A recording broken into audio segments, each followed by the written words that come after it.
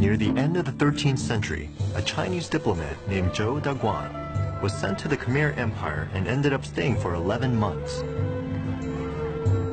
The memoir he wrote about life in Angkor Thom is still a valuable resource for historians. In his book, The Customs of Cambodia, Zhou writes, "The main hall of the palace was covered with lead tiles. The rest had stone tiles, while the columns were engraved with images of the Buddha."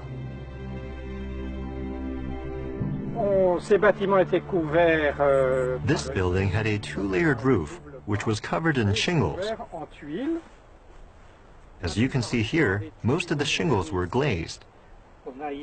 They were painted yellow or a greenish yellow, and along with porcelain, this was often used in the 10th century.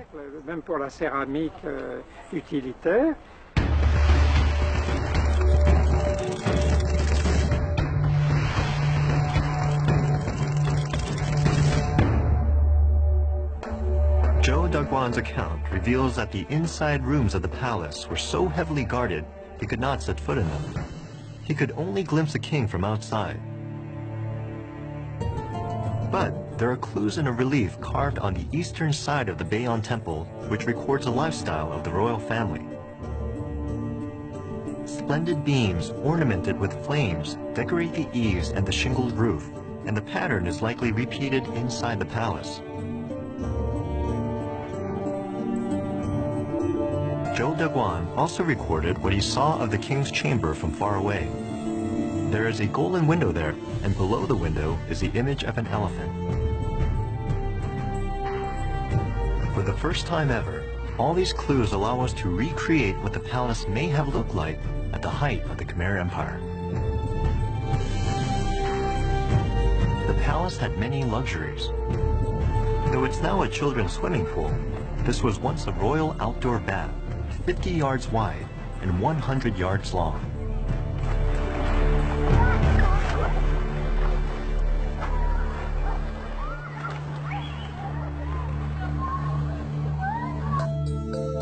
Wooden galleries surrounded the bath on all sides and connected it to the other buildings. And Zhou Daguan mentioned what he saw here. There are 3,005 concubines and ladies-in-waiting living inside the palace. They bathe completely nude, and unlike most other people here, their skin is as pale as white jade.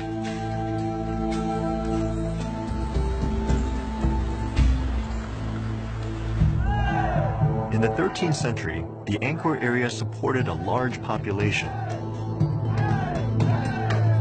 Zhou Daguan writes that the people spent their leisure time watching cockfights and other entertainments. And, he said, they had plenty to eat.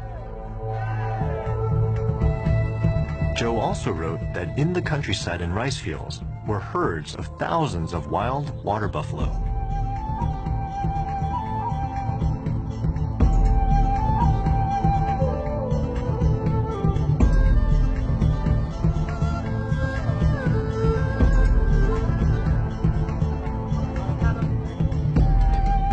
Told an interesting old legend about a mystical snake called a Naga, which figures heavily in Khmer mythology.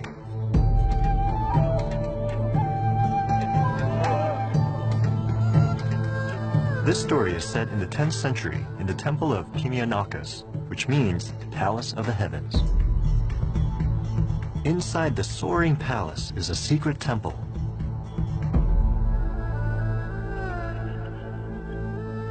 There are many wonderful places within the palace, Zhou wrote, and at nighttime, the king would always visit the tower.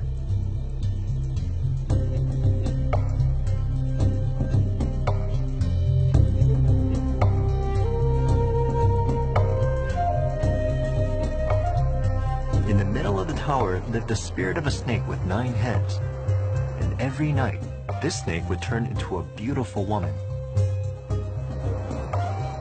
The king would bed this woman each night. And during this time, even the queen was forbidden to enter. And if the king neglected to visit this woman, even for a single night, a calamity would befall the kingdom without question.